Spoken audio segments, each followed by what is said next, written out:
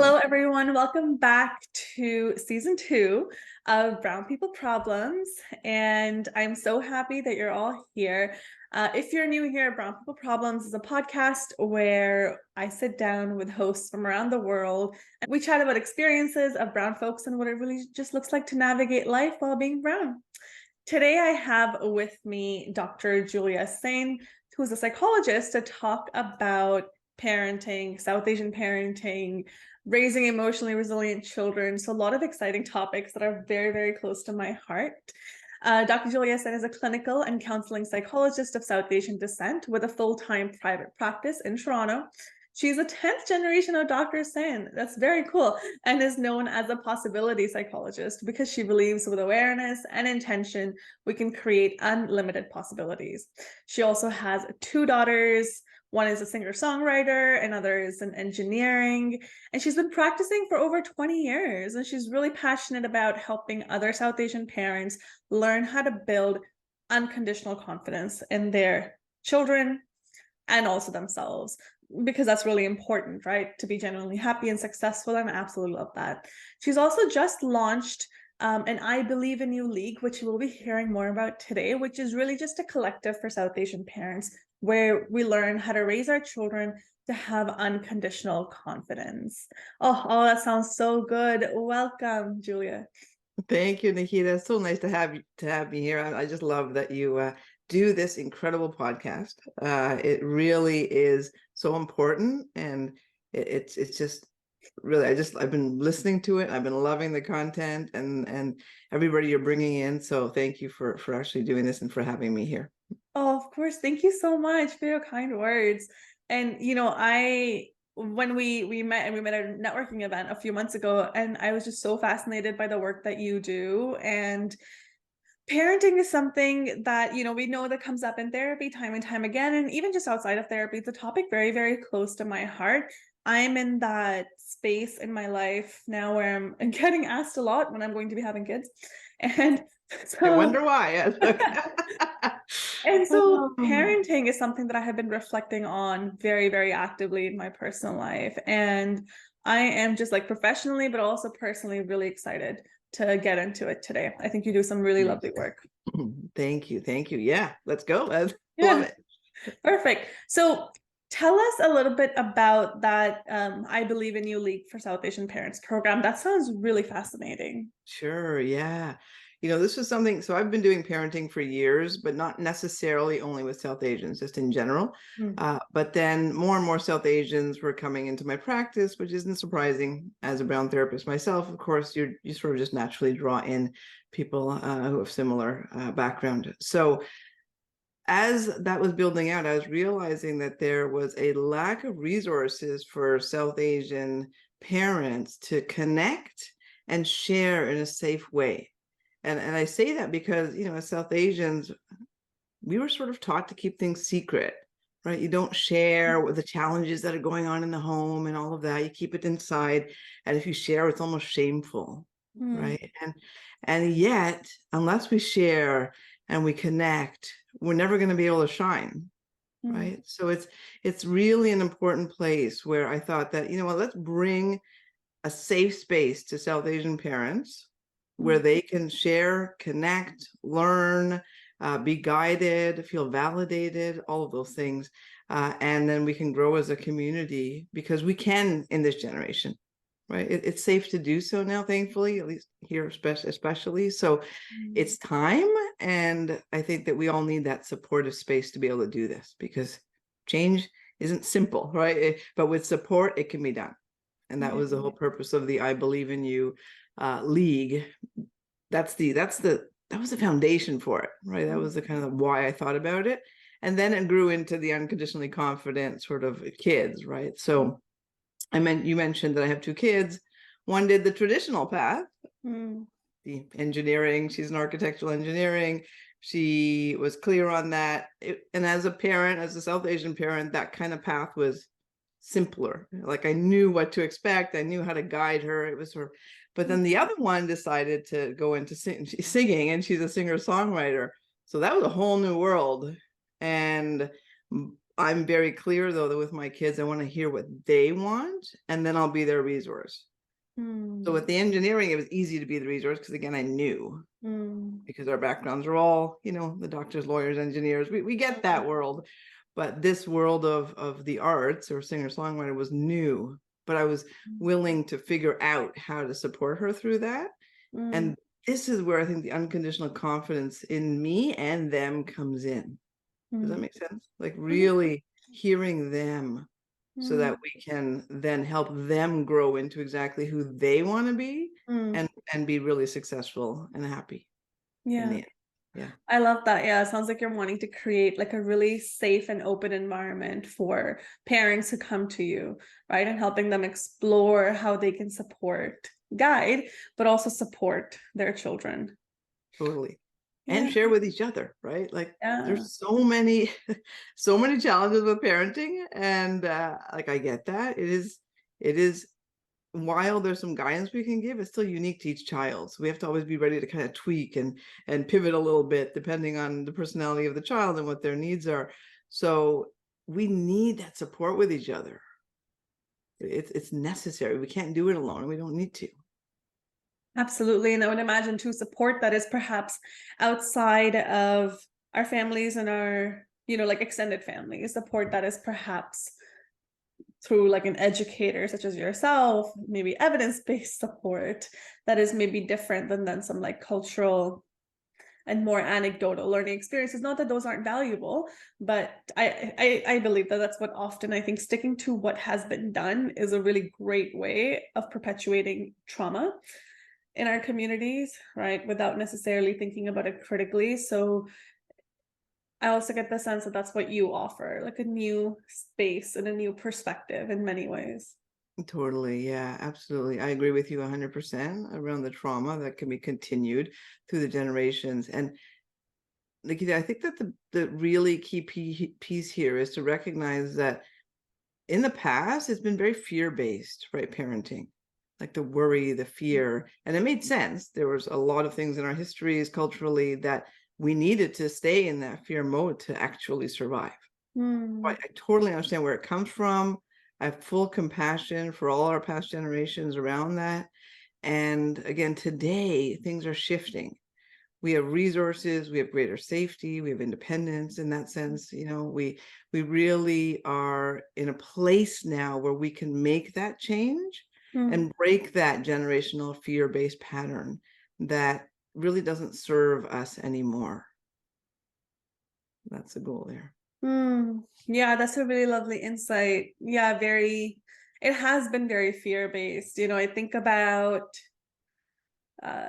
some like examples in how I was raised, and even just we talk in our circles, and there's this element of like, oh, like go to sleep, or this is gonna happen to you, or go to sleep, or this person's gonna come and get you. Like there was just so much fear mongering, right? Yeah. And I would imagine too that is with parents, you don't know what you don't know, and if you're dysregulated yourself, it can be difficult to teach regulation to a child. So like you said, I have compassion and empathy for that.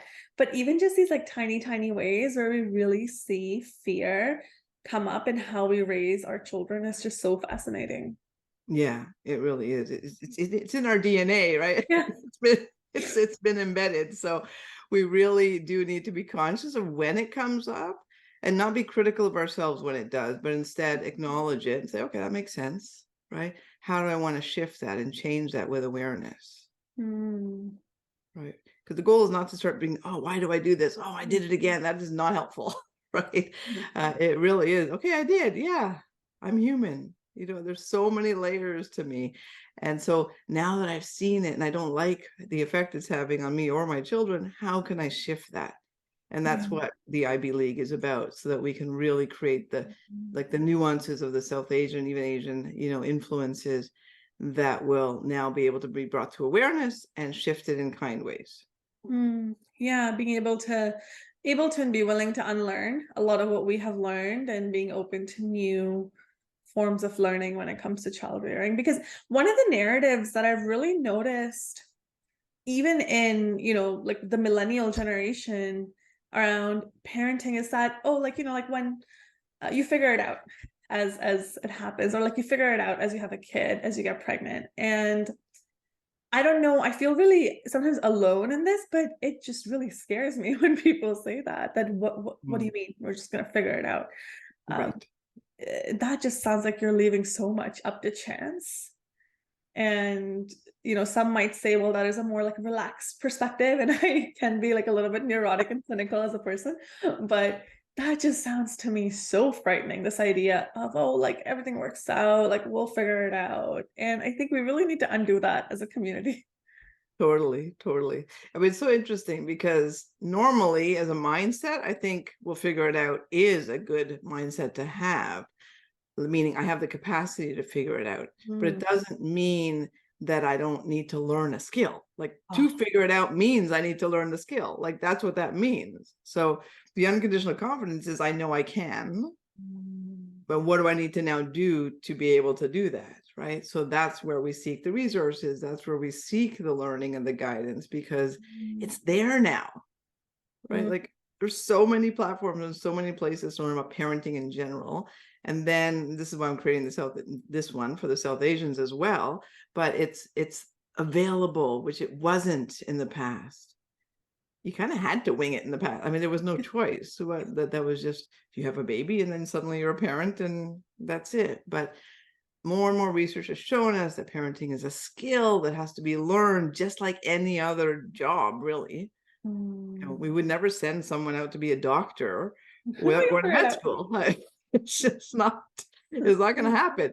So we have to treat parenting the same way now that we can. Yeah. I love that distinction, right? That, yeah, you can have that confidence in yourself, but then to not be delusional and think that this like awareness and knowledge is going to like come to you one day. You have to kind of go out and seek it and learn that skill. Yeah, that's a Totally. great distinction. Totally. Mhm. So, in your experience, professional, personal, what would you say are some things that South Asian parents do very well? Like us as like a South Asian community, we do really well when raising children. And what are some things that we don't do so well on? Sure. Yeah.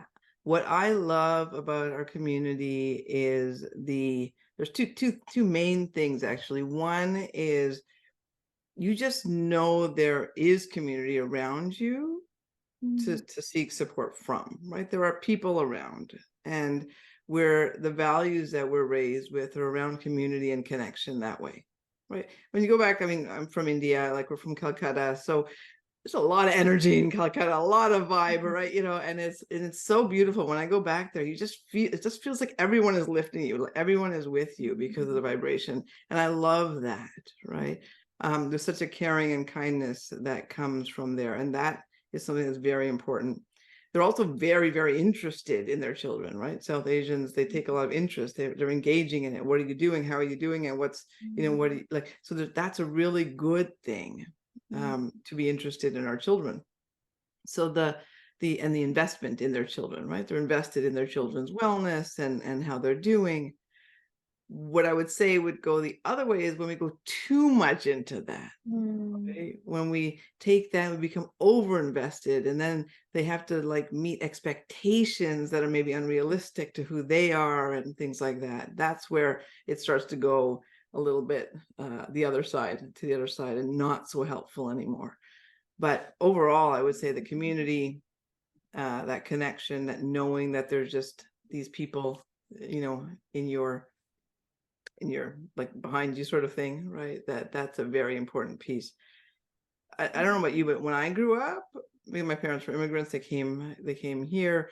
I was born here, but every month at least we would get together with the Bengali families that my mom met, my parents met, or we have the Bengali families, we have the non-Bengali families, we have there was the whole, who I did Durga Puja with, which was just this weekend, or who I did Diwali with, but all those kids, we all still know each other so well, even though we all do our own thing. I may not have seen them for ages now that I'm an adult, but it doesn't matter. As soon as you see them, there is this immediate knowing that we're there for each other, Mm. right? And that I feel really was brought because I'm South Asian. Yeah, there's a huge sense of community and a massive network of people that we can rely on, people that we can count on, right? I think, yeah, you can ask any South Asian person living in Canada or anywhere in the West, I have a problem, I need help with this. And they'll know someone who's related to someone who's related to someone who's going to be able to help, right? Our like networks Exactly. are so vast. And I agree with you that that's definitely a strength. Our communities, we're not raising kids in silos. It's very much a community based um, task, whether it's with extended families or family friends or just friends in general. And you're always surrounded by people, actually. Yeah, I really like that too. Yeah, definitely. Definitely. Yeah, and to the other side, what do we do that's not so helpful? Really, from what I've seen, the patterns of not so helpful are again those fear-based parenting techniques that we bring in, that again, with compassion, I understand why we have them, but we need to change them because they're not impacting our children in healthy ways. So impression management, don't look like I was doing one of the Q&As in the Ivy League, and one of the examples I brought up was I was going to go out for the evening, and my mom looks at me and she's like, "Oh, that's what you're wearing?" Right. It's like everybody just started laughing because Yeah. it's so, but it's about, but you have to look a certain way, you have to be a certain way, or bad things will happen, is the fear, even though it wasn't, nothing bad was going to happen to me, right? I was fine, I was wearing a sweater like this, it was not a big deal, but it wasn't like all dressed up, Yeah. right? And then needing to compare. Even this weekend for Durga Puja, my mom was with the kids, like my kids, and she's like, maybe you want the earrings on, maybe you want, because everybody else there is going to be like really dressed to the nines, and all of that. And my kids are like, yeah, I'll just wear the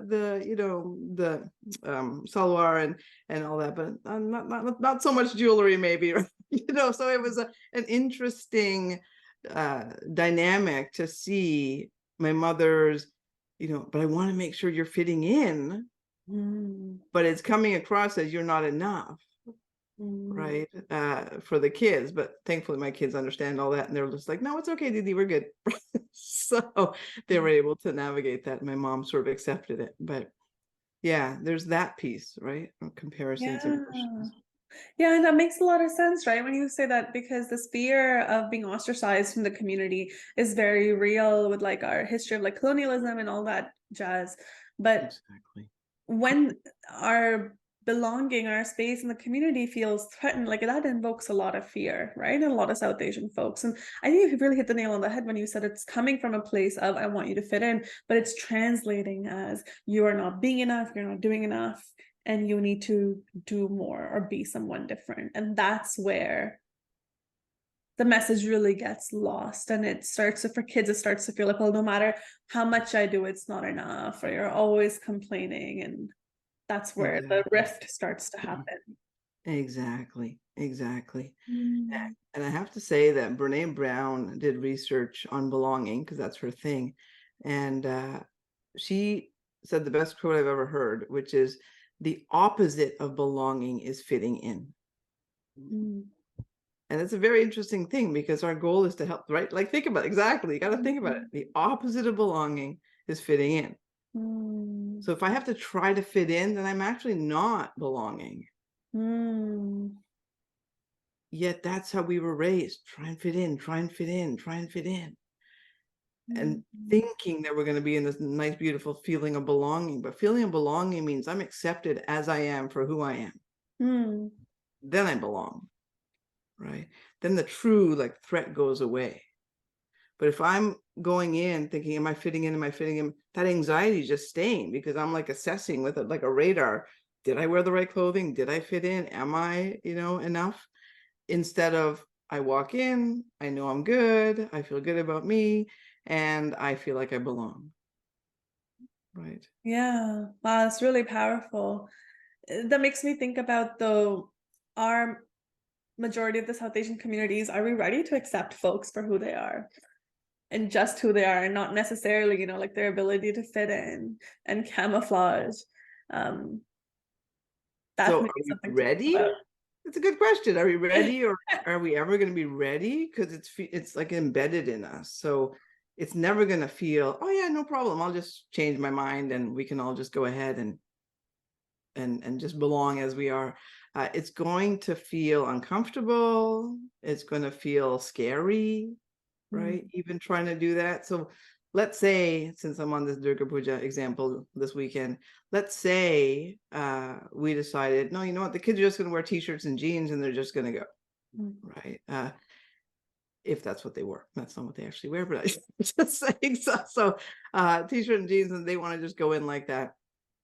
And then they walk in and then they see people staring at them, maybe, right? Because they're not fitting in.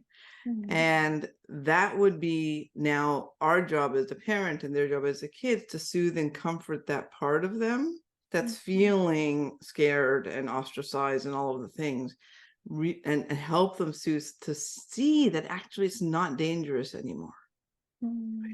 It's okay to walk in, even if they stare at you. It's okay. Nothing bad is going to happen. Nothing dangerous or imminently dangerous is going to happen to you.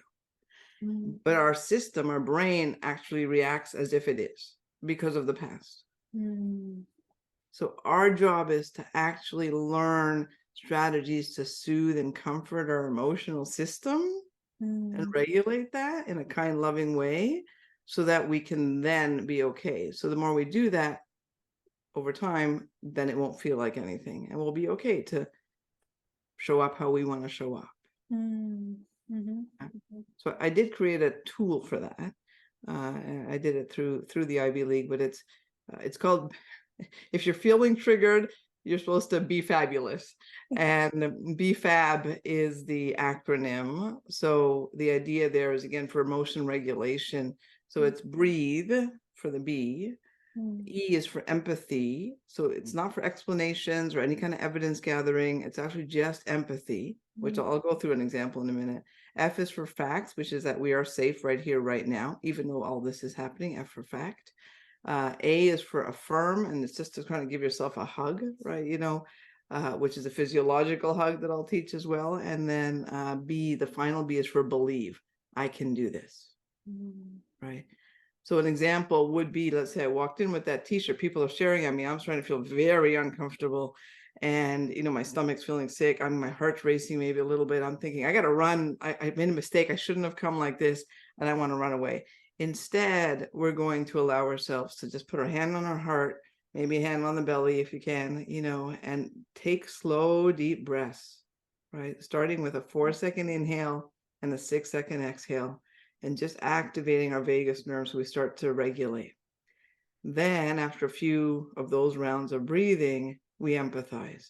I know it's so hard to be here while everybody's staring at us or giving us some kind of, you know, look or whatever that might be happening. I know that feels so yucky and it feels so awful. And F, we're still safe right here, right now. Even though this is happening, look around, all is still safe. We're still safe. And again, we're trying to get our amygdala offline now because it's activated thinking there's a threat. But as we're breathing and showing ourselves compassion through empathy, we are helping that to go offline and bring our frontal lobe online. Right, so that's BEF. And then the A is just to kind of give ourselves a little self-hug. This is by Dr. Peter Levine. He's a trauma specialist. And he says to take your right hand, put it under your left arm, so you're on the underarm, and then your left hand over your right arm, and just give a gentle squeeze. Same thing, breathing, saying the same empathy, reminding yourself of all that. That's affirming you. And there's kind of an I've got you feel to that one, right? And then the B is just like, I know I can do this, for believe. Yeah. I love that. When we do that, we're helping ourselves, right? Over time. It's not an instantaneous change, but over time we can make the change so that we can show up and feel accepted because we accept us. Right? It's no longer fear-based. Yeah. Oh, I love that. Emotion regulation really seems to be like the core of almost everything, doesn't it? And that makes me then wonder about, how do we raise emotionally resilient children, because a conversation that my partner and I have been having as we're trying to like navigate like, oh, kids, what does this look like, is I have no I have full confidence that like we live privileged lives thanks to the sacrifices our immigrant parents made, and I have no doubt that our kids are going to do well academically, right? Because they're going to have all the resources and they're going to have all the right supports. And academic success and professional success is really something that South Asian families have always really wanted for their children. But one thing that I just haven't seen much of is brown folks wanting emotional resiliency and unconditional like confidence and belief in themselves, right? Like a strong sense of self. That's something that I wonder about a lot. Is how do we raise emotionally resilient children? Yeah, totally, totally. And you're absolutely right about the emotion regulation piece, because that is the key. I feel as South Asians, and I was actually even talking to my daughter about it, like, what do you think is South Asians that we missed, right? Even for me, parenting her, because I changed my parenting later, like a little bit later, as I started to see the impact I was having. I'm like, whoa, okay, this has to change. But so for her, she's like, which I agree with, she's like, we don't stay with emotion. You don't like, we don't like staying in the emotion. And because big emotions are scary. And again, going back to history, big emotions would probably get you harmed, right? If you're having a tantrum in the middle of whatever and they saw you, you're bringing attention to you, and it probably wasn't safe. So, or not probably, it wasn't safe. Again, today, if a child's having a tantrum in the grocery, yeah, people are going to look at you again. It's going to feel embarrassing. But that shame and embarrassment is based in fear again. So we want to allow the child to just sit in that tantrum for a little bit and be okay with them doing that, and then comforting them through it so that they're processing the emotion rather than stop it, stop it, stop it, get up, right? Like that's that tendency for most people, in tantrums. So what we want to be doing is learning how to stay with our children in whatever emotion they're having. And as they're staying in and expressing it, then we bring a comforting, loving energy to them so that they can co-regulate, we call it, to us and calm, right? Then they've learned how to navigate emotions. So when they're out in the world and a big emotion hits them, they'll be like, oh yes, I've internalized that. I know I can feel it and I can process it, and all is well. Yeah. But I have to say, Nikita, the only way to do that as parents is for us to actually go through that process. Yeah. So BFAB, again, can be used on us while we're watching the child do that, because it's going to feel threatening to us. And our urgency is going to be, oh, stop, stop, stop. So we have to actually pause, do BFAB for us, going, boy, this is like overwhelmingly scary for me watching my child here do this, and know that it's still safe and okay now. So the work's really for us. And then once we regulate it, then we can go to them and soothe them and comfort them, and then they can co-regulate. Yeah, but it calls for us to do our own work. It has to. Yeah. Yeah. Yeah. And us being in the same field, we have access to like all the research by Dr. Gabor Mate, Peter Levine, Bruce Perry, all this research on how stress and trauma wires a child's nervous system in the first couple of years for either success or for like difficulty later in life around handling conflict and stress. And so that makes me really think about how important the emotional resiliency piece is, because you could give your child all the opportunities for professional success, whatever else that matters to you. But if the child doesn't have like a strong sense of self, if they don't believe in themselves, if they don't have a template for how to handle stressors and conflict, then it's going to impact their ability to show up in every which way in their life later on. Exactly.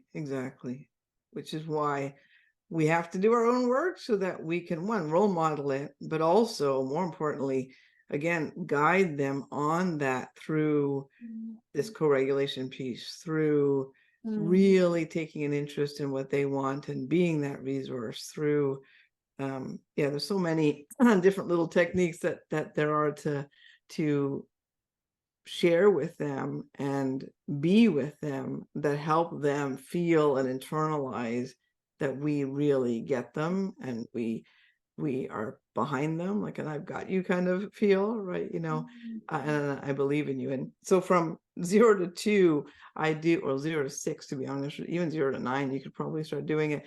I have a process that I get parents to do with their children, less so with the teens, because they're not going to be quite receptive if you're starting when they're teens. It's a Yeah. different way to handle that one. But for like 0 to 9, when they're still receptive to hearing you and really wanting that sense of being seen and comforted from you, I have parents now doing what I call the habit of heart, which is, I actually created it for the self when I was doing reparenting the self courses, like inner child courses.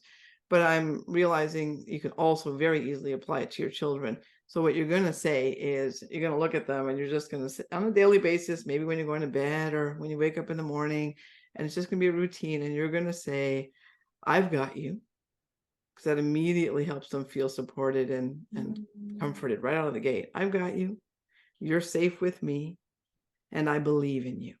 And you say that to your little child every day, they're going to take that in, and even that alone starts to help them regulate. Because when they're out in the world, they're like, oh yeah, my mom's got me, or my dad's got me, whoever, my parent has got me, right? And I'm safe, right? I'm safe with them, and I'll know when it's safe and not safe based on our guidance, right? Out there. And then, yeah, and they believe in me. What we say to our children as parents is what they believe. We are their guiding light around that. So if we start to really show them that they're not enough or things like that, like inadvertently, again, that's what they're going to believe. Yeah. So we really want to be conscious of doing things like this so that they can be like, yeah, I can feel that, right? And they can take that in. Yeah, yeah, that strong sense of self and confidence is going to come with them internalizing, right? What parents are saying to them and what they're saying about them, around them, to one another.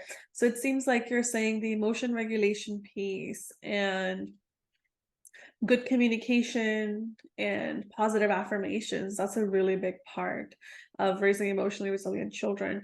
What are some other things that you would say are part of raising emotionally resilient kids? Energetically, like, again, our presence is very, very important. So when we are living in the world we are today, I mean, the drawback of today is, of course, the constant go, go, go, go, go, go mentality, right? Like it's a real push culture, and I don't particularly care for that. It's really about pausing and being present, that we've lost that. And we want to bring that back, because when we're present, then the child feels it. So even if I did the habit of heart every day, I'm just like, oh, by the way, kiddo, like, I've got you, you're safe with me, and I believe in you. Bye. Right. It's not gonna do anything. It has to be, hey, I'm here with you. So that energy of presence is really critical to helping them feel that resilience, right? Feel that sense of self. The I realize I'm talking a lot about my program, but I have it all built into this. So there's an acronym called FAIR Parent. I'm a big acronym person. So FAIR Parent is to be fascinated by your child, acknowledge them just randomly, right? You're amazing. You're awesome. Just why? No reason. You just are, right? Take an interest in them. So I is for interest. Interest means what they want to share, not what I think they should. So, I, like me saying, I think you should be interested in math, isn't really necessarily going to be what they're interested in. If it is, great. Like for Talina, my architectural engineer, she loved all of that. That was not a problem. I'm like, you know what, go to your daddy for that one. So, but it's making sure that we're taking an interest in their interests and learning from them about things. Even if it means like watching I used to watch some reels on TikTok with Priyana after a lot of resistance for my own part. I'm like, really? Like, and she's like, just come and watch. And I'm like, okay. I'm like, oh, these are kind of funny, right? So by doing that, we connect. And connection is the key to confidence. The connection is the key to that sense of self, right? When we're connected, all of these things are helping us connect to them. Yeah, I love that. Yeah, like you said, connection, like being emotionally present, right? Like present just doesn't look like you sitting on your phone like next to your kid, right? The whole time. Exactly. But like turn towards your kid, right? That like emotional presence and connection. And what I really heard you say is instead of just always wanting to impart knowledge, also be open to learning from your kid. Totally, totally. Yes, they are so tired of us lecturing. Like it is not helpful, yeah, exactly. I think that what's really important to acknowledge as parents and the busyness that we have in life is Yeah. that when I'm saying be present, it doesn't mean constantly. That's too much, right? They don't need, that's not even helpful to them to constantly be like, okay, I'm here for you, right? It's really more when I am, put the phone away, right? And be present. 2 minutes of real presence is better than 30 minutes of not real presence, right? Mm. So it doesn't have to be these long-winded, sessions or something with your child, but when it's there, be there. Yeah. Yeah, Yeah. Quality over quantity. exactly. Yeah. Exactly. Yeah, Oh, totally. yeah, I love that. I love that. And I have a couple nieces now. I have a couple friends now who have kids, and I'm just trying to be really cognizant of that too. When I'm playing with them or when I'm really trying to be cognizant of that. Like, am I just feeling the urge to go on my phone, or can I just be like present? Can I ask open-ended questions? Can I take an interest, right, in how their day was? I'm even Right. just trying to like manage my breathing. Kids make me nervous. I'm just thinking, I'm like, what do I talk to this kid about? So that's something that's always going on in my head. But I think, yeah, it's if we're wanting to do things differently, it's really going to call on us to actually do things differently Exactly. and not Exactly. just say it. Not just say it, and do it with compassion. Like, it's really important. It's not a simple process to make these changes. Being game-changing parents, which is what we're trying to be here, it takes that kind of kindness to the self, right? That kind of patience, that kind of recognition that we're really changing like thousands of years of patterns, right? And we're the first ones that can, which makes it hard for us. Like, Mm, there's some days when I'm like, why does it have to be us? It's a lot, right? And then I'm like, no, because we can, it's okay. And then taking that space and time. yeah. So resting, when you need to rest, making sure that you're taking that care for you is how we're going to make the changes. It's not just by being okay. I need to now be fascinated and acknowledge and be interested and be like, so like that's too much. It's really more, okay, I have a sense of what I'm understanding about learning, and at the same time I have to take time for me and make sure that I'm okay so that I can be that person for them. Yeah. Would you say that it's absolutely essential for folks to do their own work before they decide to raise emotionally resilient children, like their own work in therapy? I mean, in my perfect world, absolutely. So Yeah. absolutely. I think that again, I was talking to my daughters about it. I'm like, do you think that, kids should be in therapy proactively from like the time they're in grade 7, which seems to be a very pivotal time for difficulties, right? And they're like both totally like 100%, you Mhm. know. And I do want to see therapy not as oh, there's a problem with me that I have to fix. Therapy needs to be a growth, a space of growth, right? Will there be some healing involved? Sure, but it's really expansion and releasing all of these things that are maybe holding us down at those lower levels of shame, right? And guilt and things like that, so that we can just kind of be lighter with it and go forward. That would be the reason. It's not because there's something wrong with us and we need help. It's to really just release all of these past generational things that are embedded in us Yeah. and then be able to move forward. So yeah, in my perfect world, definitely. But may not Yeah. be realistic. Yeah, Yeah, because therapy is because parenting can often be really triggering for folks, right? As they parent and raise their child, some emotional milestones can come up that can trigger maybe like certain grievances, certain traumas within the parent themselves. And that's what really kind of makes me think about therapy. Like you said, it doesn't have to be problem based, it can be very resource based as well. That it can be about you wanting to learn more about yourself, or learn to manage your anxieties, or learn to manage like your own emotions so you are more present with your future child. Exactly, exactly. When Mhm. you, I actually did a lot of work in infertility for a lot of my career, and that's one thing that those who have, thankfully, gratefully become parents, they're all like, now I see why I went on that journey, right? Because I did the work. Because when you're doing fertility, if you do the counseling, you end up doing all of this work, and then they're much more equipped as parents, Mhm. right? They've already got the breathing down. They've already got, like, they've already done all of that, so that they're understanding, and they're finding it much easier to navigate parenting because they kind of go the journey with me. So I've watched them, but Mhm. it's yeah, so that brought them for other reasons, obviously, but they appreciate that it took them there to the counseling Yeah. ahead of time. Yeah. Yeah, Yeah. absolutely.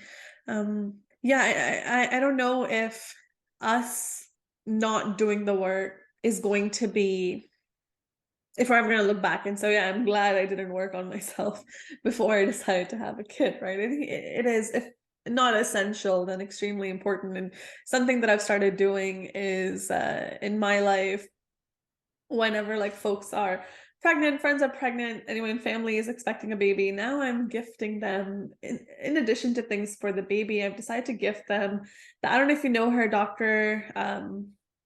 Becky from Good Inside. Yeah. Yeah, Yeah. her book, Good Inside, How to Raise Confident, Emotionally Resilient Children, is like, okay, you know what? Here's parenting hacks for managing Right. a kid emotionally, not just behaviorally, right? Exactly. And so I started to Exactly. share that. I don't know if people are actually reading it. I'm gonna have to follow up with people in my That's such personal a cool life. idea. I love that. I love that. Right. And Yeah. it's so that people aren't taking offense, going, "Why, you think I'm not doing a good job?" Right. Yeah, exactly. Yeah, exactly. Be like, oh, hey, you're expecting a baby. Here's something cute for your baby, and here's something for you. Exactly. Right. Exactly. Because again, to your point, it's a learned skill. Yeah. It's a learned skill. We need to treat it like a language or a dialect of a language. That's what we were talking about, with some of the members, and it was just lovely to help them feel like, oh yeah, it is just like a language. Like I just need to learn this new Yeah. language, and that takes time. Yeah. And if you were like, if I would have told you, okay, go learn Spanish now, would you just be like, okay, well, I know Spanish. Like what? How do you know I'll Spanish? figure Like, I'll figure it it out. Exactly. out. Exactly. Yeah. So Mm, it's not going to just come because you said you want to learn Spanish. So treat mm, it the same way. And if you were learning a new language, you would also give yourself that grace, right? Of course, I'm not going to be fluent, right, in a few weeks. mhm. Uh, and let's keep in mind the benefit of learning and doing the work on ourselves early and learning about parenting early is that when we have the infant stage and all of that, we're tired, we're busier, we're frazzled. It's way harder to learn in those conditions. So it's beneficial to do it ahead of Yeah. time. And we have to sort of, yeah, work on how to help people prioritize that to realize how beneficial it'll be for them in the future. And Mm. that's something that I don't think has been emphasized enough, to your point. No, Yeah. absolutely. Do you have any recommendations for books or videos for folks like me who maybe want to understand this a little bit better? Because one of the trends that I'm noticing a lot in therapy now, and I primarily work with like a lot of millennial folks, is people are now questioning more and more if they want to have children, if that's something that they want for themselves at all. And if yes, how do they do it in the least traumatic way? Right? Like how do they do the work now? So people are just wanting to learn more and more now about raising emotionally resilient children. I'm wondering if you have any resources that we can share with our listeners. Yeah, absolutely. Absolutely.